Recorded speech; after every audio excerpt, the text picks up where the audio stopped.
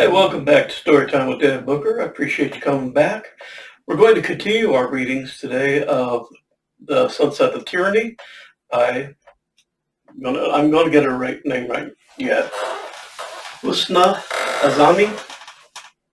We've done the prologue. We've done the first chapter where she's spent time with Obsiden. And today we're moving on to after she's gone to the cottage and she finds the door open, but no Obsidian. So we're going to go to chapter 2. I do apologize. I have to. There we go. The fall beam. Air froze, trying to make sense of what she saw. The live flame flickered inside the wretched object, which meant he was alive. Alive, but taken. She looked around Obsidian's abandoned hut, hoping to find him polishing a sword by the window, yearning to admire his graceful moves as he taught her how to wield a staff. But the only thing left of him was his lingering scent, leather and teakwood. The Masalas stared back at her from Obsidian's chair. Resting next to it was a piece of burnt parchment. With trembling steps, Air approached the chair and picked up the letter. The rest of the text was destroyed, save for the last line. Forgive me, Diva. Why was he apologizing for leaving her? It wasn't like he had a choice. Her knees threatened to buckle, so she lowered herself on the torn rug. Swallowing back tears, she brushed the smooth surface of the Masalas. We say we shall follow the royal guards and free our Obsidian. It was tempting, but if she rescued him, 3 children would be taken instead. It was the harsh price her kingdom paid to discourage gifted men from escaping. This was not fair. Her Obsidian was being dragged to hell and she could do nothing. Nothing! A growl escaped her throat, followed by a piercing scream that shook the hut's small window. Her chest rumbled and she shuddered at the prospect of letting her inner beast loose. There were many things Air feared in life, the curse making the top of the list. She had first-hand experience of the cruel, soulless creatures that had treated those who had lived to share their horrific stories. A part of her feared that her inner monster was much worse, and if she didn't contain it, it would consume her. It had been 2 years since she'd set the darkness free, 2 years since she'd given in to its desire to destroy. She thought she had gained control of it. The pressure in her chest increased until it felt like a heavy stone was pressed against her ribcage. We say, let us out. Let us help you. Spin 3 times. The chords that haunted her dreams played in her head, a cacophony of clashing shields and cracking bones. We say, let us out. More knocking, spin, more pressure. Air took in deep breaths, but it did nothing to calm her. It was too much. The feelings, the sounds, the pressure. Let us out, spin, let us out, spin, spin, spin. Air staggered to her feet with the Masalas clenched into her fist. The chords reached crescendo, blocking out all sounds from her. Let us spin. She lifted her hands and spun. Once, nothing happened. Twice, the hut around her faded into nothing. Thrice. The darkness inside her manifested as a 6-foot-tall black mirror that reflected nothing but void. 7 pairs of inky black hands extended from the edges, swinging and swaying in a silent dance. The mirror rippled, then split into 7 smaller ones that surrounded her. They spun with her, cocooning her in darkness. With the monster out of her body, Air entered a state of serenity. Warmth infused her body. There she was whole. There she felt no worry, no loss, no grief, just pure bliss. Air spun and spun until her legs gave out and she tumbled to the ground, panting. Her monster floated before her as a swirling globe of darkness. A shudder went down her spine as it drew closer, slamming into her chest and disappearing inside her. The burden of hosting it returned as well as the pain of losing Obsidian.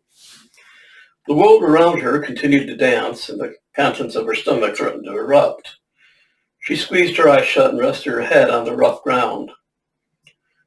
Once her head was stable, Air opened her eyes and gasped.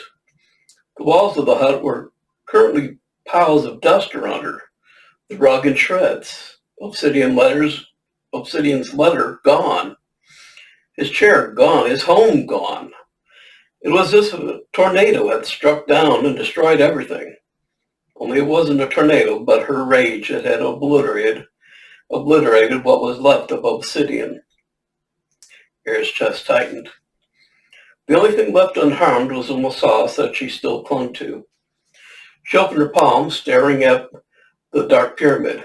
Moonlight gleamed on its shiny surface, targeting her image. Her usually bright turquoise eyes were dull, her wild hair slithering around her neck, and 7 pairs of shadowy hands extended from her torso. She was a vengeful monster placed right inside the Empire's symbol of power. Excuse me, I'm going to get a drink here.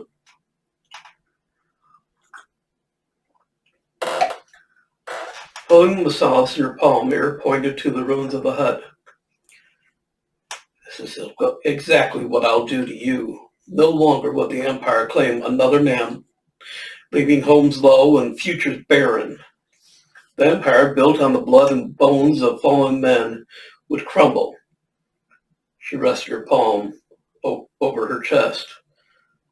I swear it on Wahid. There she took the most sacred oath, so there was no turning back. If it weren't fulfilled, she would die. No, not that she felt alive anymore. Minutes turned into hours, and perhaps days, yet Air remained seated on the ground, staring at the ruins of her life. She rocked back and forth, contemplating her next steps. When she'd made up her mind, she forced herself up and dragged her feet towards the woods. The forest was as familiar as Obsidian's hut. Within its depths, he had trained Air to wield a staff, use a dagger, and employ her hair as a defense mechanism. When Obsidian had stepped into the trees, all the dwarves would stop moving. Even the shadows would shrink in his presence. However, that night, the trees seemed more animated, the shadows taller, and the howls louder. Moonlight spilled through the redwood trees, casting a silvery blanket over the grass. Air tiptoed with her sandals over the broken branch to reach the stream she frequented. Taking a seat on the boulder, she chanted a verse used to summon a felbean. Most passed, yet the ancient creature who held the answer she desperately sought did not make an appearance. When Air sensed her eyelids drooping, she stood and made her way to the stream. Bending down, she buried her hands in the ice-cold water, gathering some into her cupped hands. Just as she leaned forward to splash the water on her face, faint footsteps stood behind her. Air shot to her feet and whirled, scanning her surroundings. The woods had gone abnormally quiet. Even the wind had ceased blowing. With a hand on the hilt of her dagger, Taze, she moved cautiously toward the boulder. Something cold and rough coiled around her wrist, sending an involuntary tremor down her spine. Her heart raced, each beat echoing in the stillness of the woods. Her silencer manifested as fear, barring her access to magic and rending her hair limp. I know what you seek, healer, said a voice of whispers and hisses. Every instinct begged Air to run, to not turn around, but her legs were rooted in place. She took a deep breath, then another and another. Once she'd mustered enough courage, she turned, aware that her magic was still inaccessible. It's all right, I have Taze. An old woman sat on her toes by the stream, her pointed chin and hollow cheeks resembling the depiction of witches Air had seen in children's books. There were some differences, like the shadows where her hair should have been, or the empty eye sockets, or the fact that, other than her legs, hands, and head, the rest of her body was a globe of fog. Air would have fled had she not known what was before her. In feigned defiance, she raised her chin. Name your price.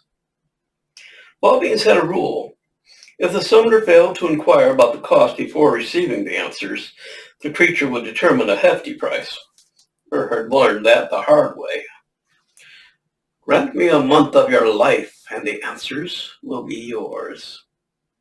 The creature's demand did not surprise her. Trading on lifetime was how the fall beings remained immortal. But did Er have a month to spare? As a blessed, her lifespan was already shorter than a normal human, since she paid a minute of her life for every hour of magic she produced. It wasn't much for those who rarely used their power, but as a healer, Er used it daily, and those minutes added up quickly, expediting her fated death.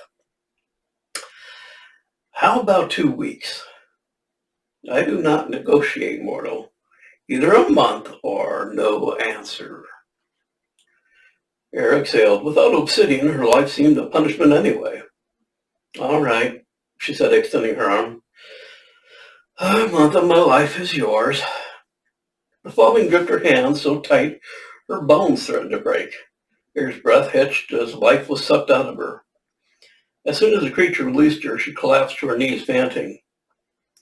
Free Uriel, and he shall take care of the rest, the fall being said in that nerve-wracking voice. You mean Crusoe, Ariel? Yes, I speak of the enlightened soul, the protector of all living beings. How do I free him? The fall being began chanting.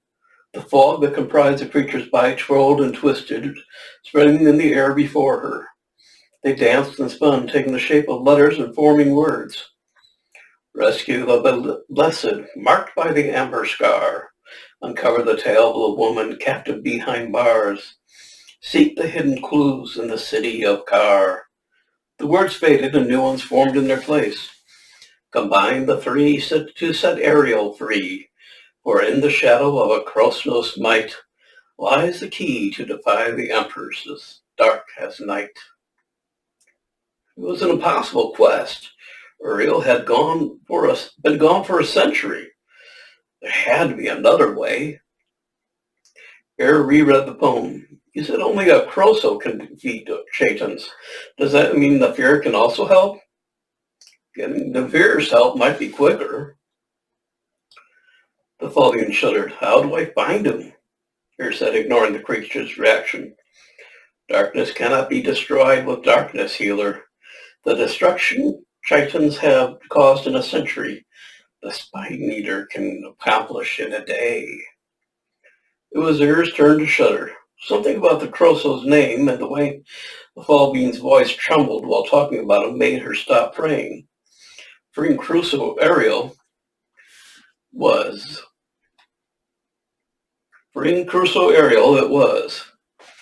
How do I find the clues, the woman and the blessed?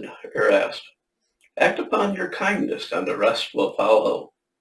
The creature was fading away. Wait! Er still had a dozen questions left. Tendrils of her hair reached for the fall beam, but met empty air. The creature was gone. Er sat on her couch, the same one she'd shared with Obsidian the previous night. Tears escaped, slipping down her cheeks. Wiping them off, she focused on the parchment resting on her knees. The quill trembled as she drew a tree with an unsteady hand and blurry eyes. At the base of the tree, she wrote the Chaitan Empire.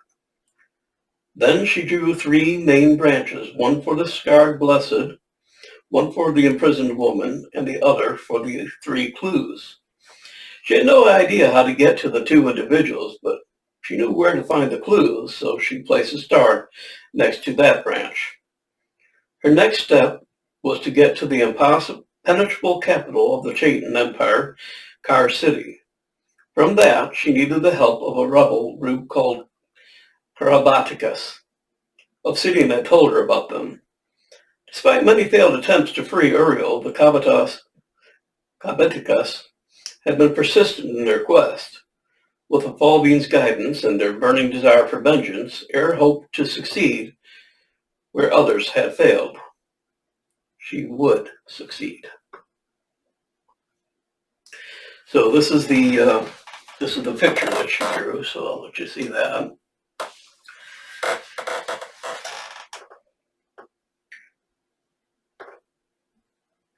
Chapter 3 is just one page, so we might as well do that one too. Chapter 3, The Loss.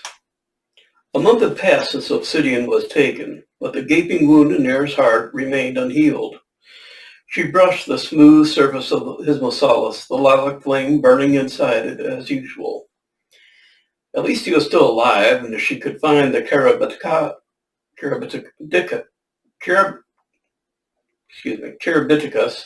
she could get to the capital and complete her quest. But it's so damn hard to get out of her house these days. The flames within the prison flared up as if fighting an invisible source. She lifted the object from the table and brought it close to her heart. Were they torturing her Obsiden? Was he in pain, or was he... Air gripped the edge of her chair, her thoughts racing. The flames burned brighter and wider, as though trying to break through the walls of their prison.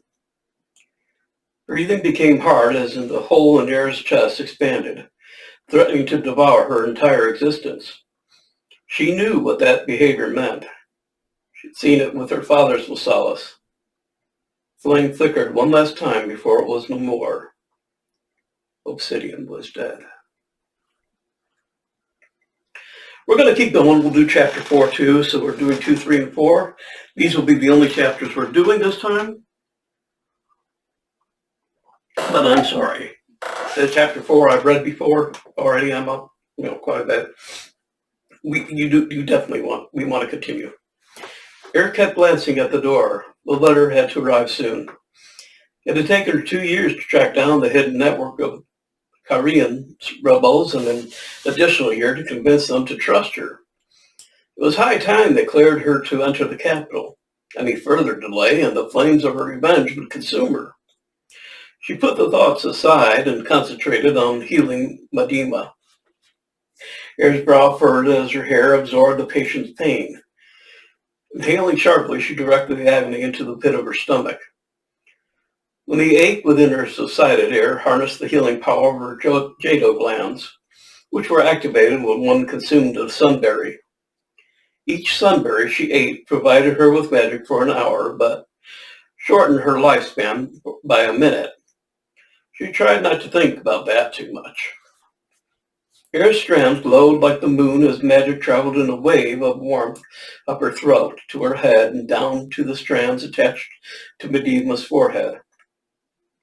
Her hair felt the softness of the patient's skin, the roughness of the dried blood, and the slippery surface of the inner tissue as she dug in deeper.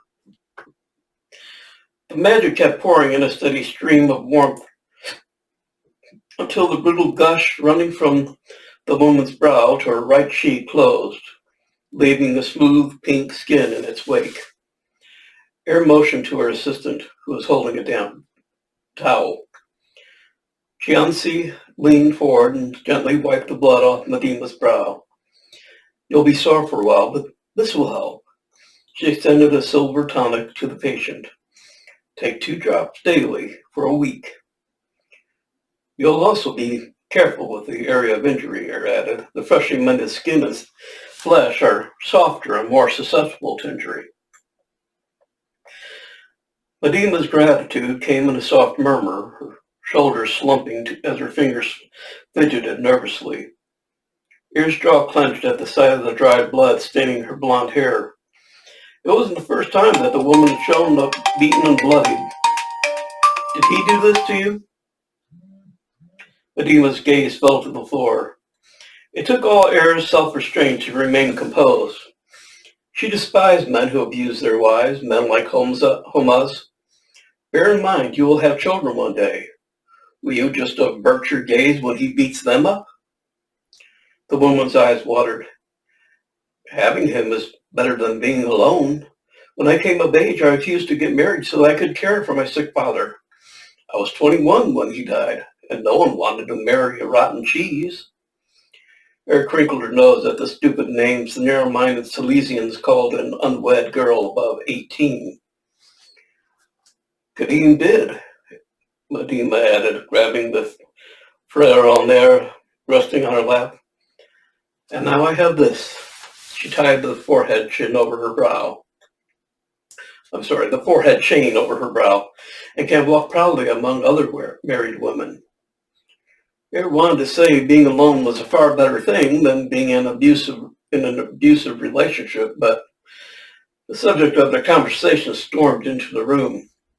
Kadim, a man of diminutive stature with a receding hairline and a prominent double chin, wasted no time seizing his wife's hand and dragging her out of the house. As he stomped out the door, he turned to cast Air a venomous look through his kohl-rimmed eyes. The darkness inside Air rumbled. We say, let us shred this bastard to teach all men a lesson.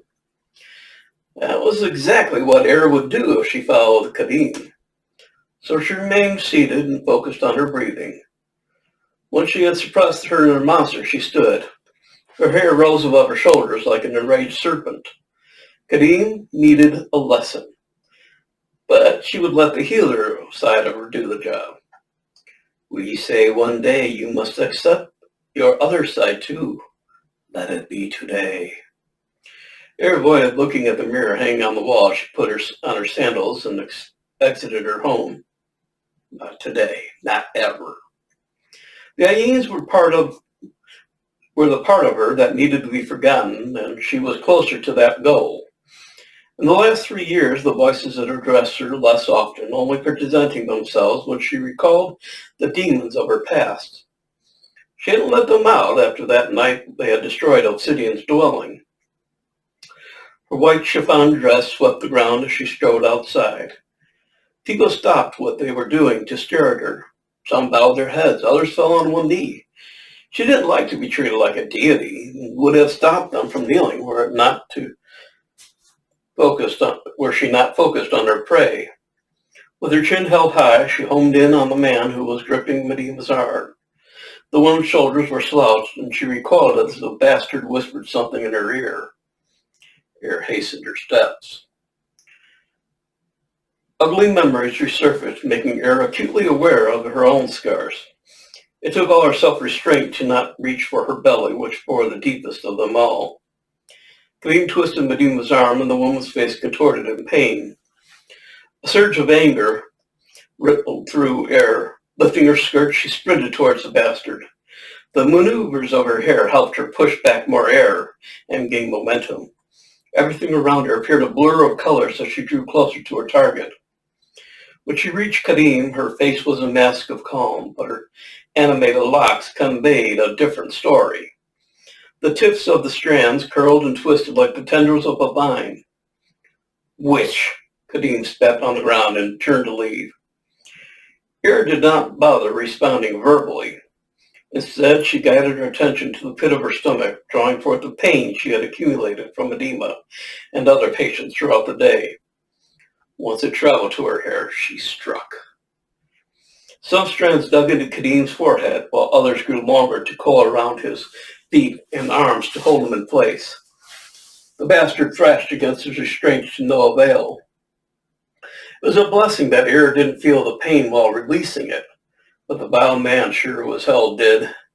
His foul mouth opened up in a scream, but she didn't stop, not yet. Medima glanced between her husband and Air. Was there concern in her eyes for the bastard? Around her, people mumbled. Some shouted out comments like "coward" toward Kadim. Others prayed to Nafir to eat the man whole.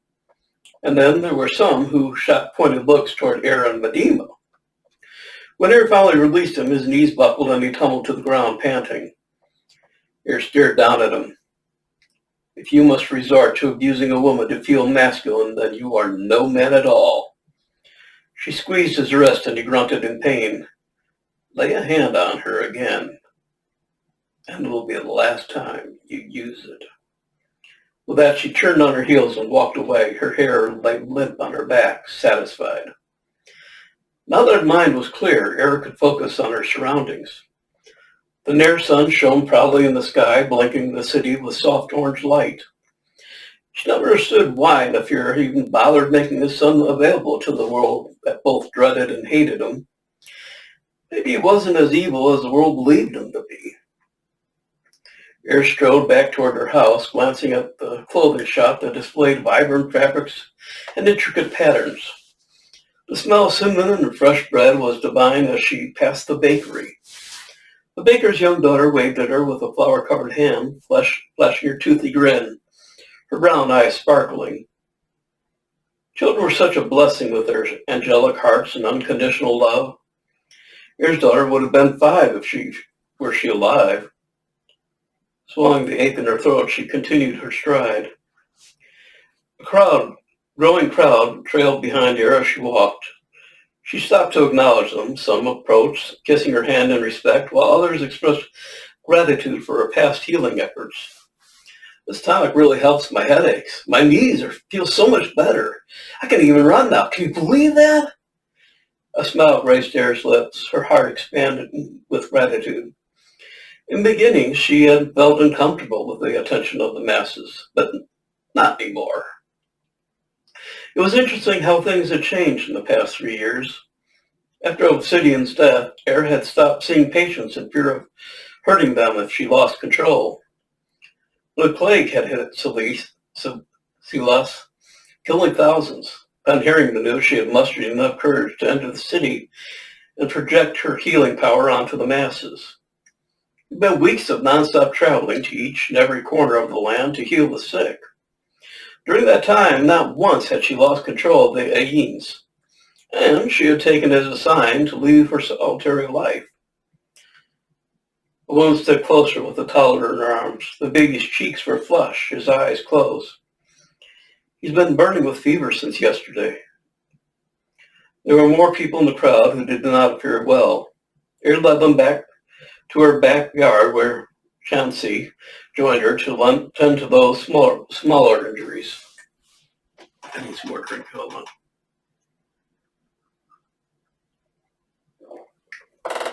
Okay. Air treated the little boy first, then moved to an injured woman, and so on and so on.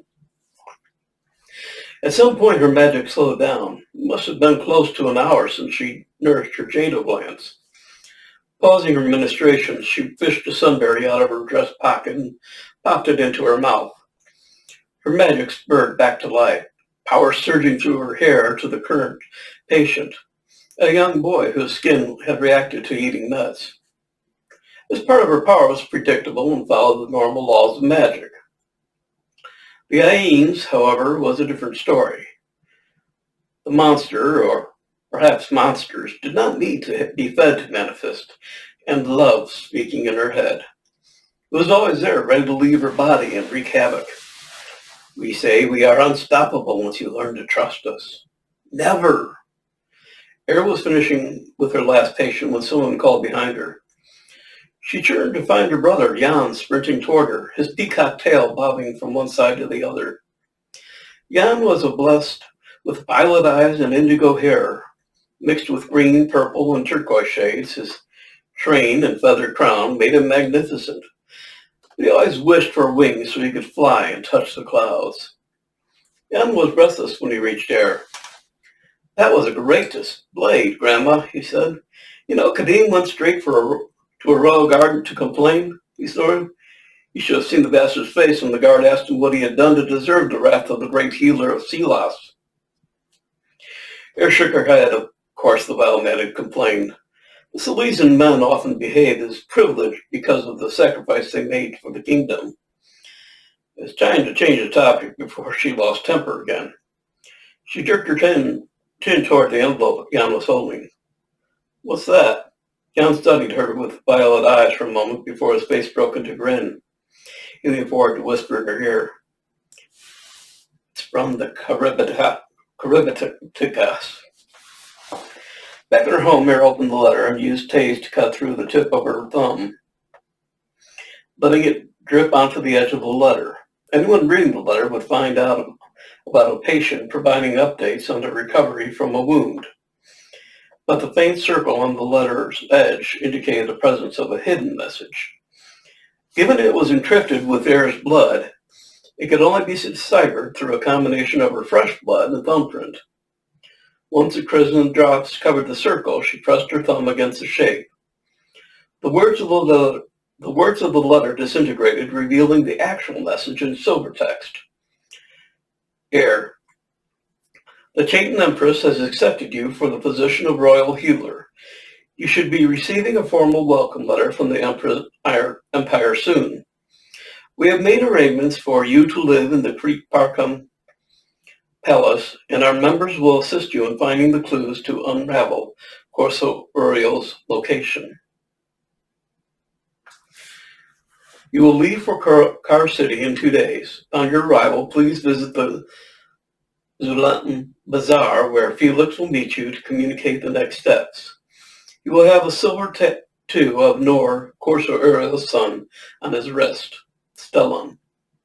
P.S. Do visit the landing cave before your trip. The information you'll gather from there will prove invaluable to your quest. Erin collapsed on the sofa as she finished reading the Kapatka's leader's letter. She would finally enter Car City to mark the demise of Shaitans.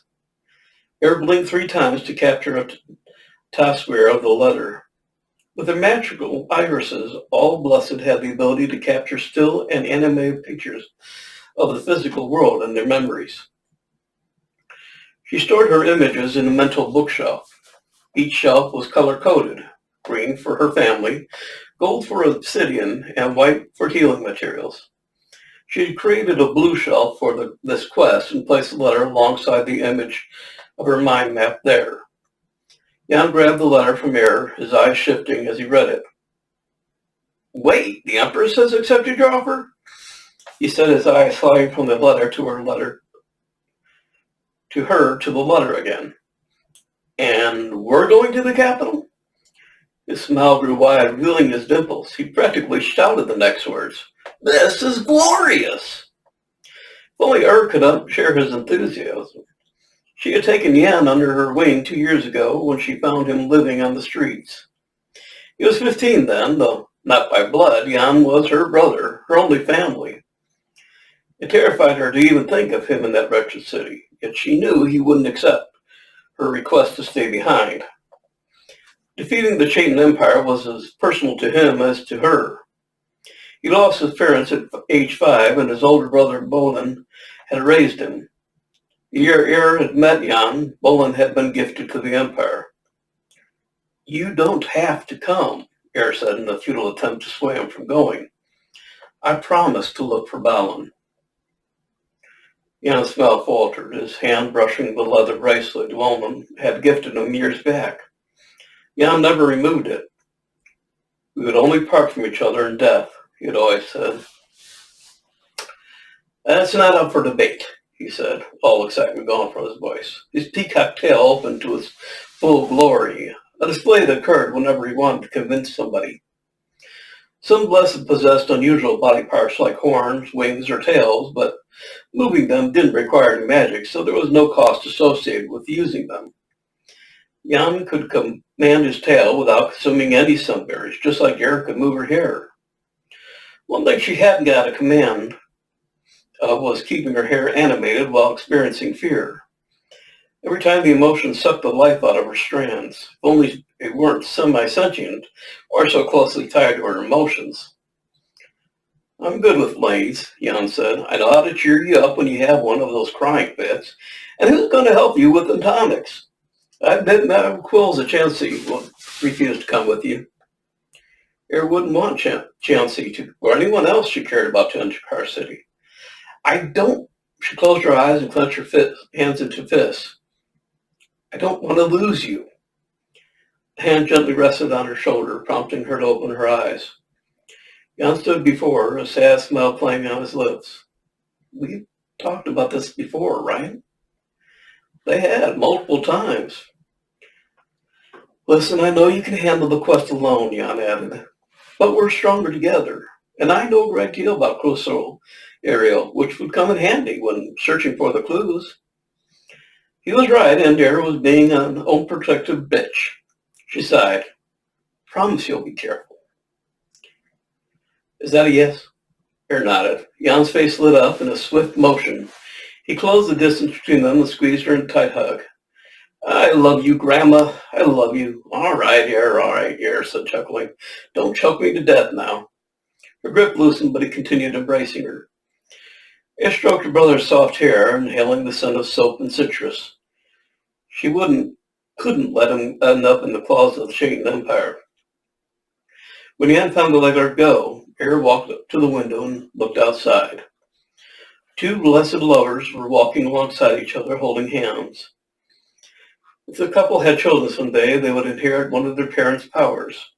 Only on rare occasions did the offspring inherit both parents' magic, and it often led to health problems. Salesians couldn't believe it was a Wahid's way of controlling how much power an individual could have. Tucked away in a corner, young boy strummed the strings of his lyre, his melodious notes dancing through the air and captivating a gathering of onlookers. The crowd joined hands, their heads tilted back in joyous laughter as they swayed and twirled to the rhythm of music. This was Silas, where men walked alongside women as their equals. It'd be different in Car City, where even laughing was against the law for men. Air closed her eyes and prayed to Wahid to keep Jan safe. Oh, that's chapter 4. I'm sorry to say, but that's the last chapter I've been given permission to read. The rest is up to you. I really do suggest you get this book. Like I said, I'd rather have. I can't help but keep reading ahead because it is such a fantastic book. So I hope you'll get your copy. I will put a link on here so that way you can get a copy and leave critiques on it. Leave reviews on Amazon. I really hope you've enjoyed the readings of the prologue. The next book I'm going to read, yeah, I can talk. I know I can. Is the Galactic Culinary Society. So I look forward to reading that, and I will put a link to that book series. So that's it for today. We're done. And I look forward to seeing you again on my next reading. I appreciate you stopping by. Tell your friends. Tell somebody. I need more subscribers. I need more people watching these. I'm doing everything I can to make sure we find more stories. So I look forward to seeing you. Take care and be good to yourselves. Bye.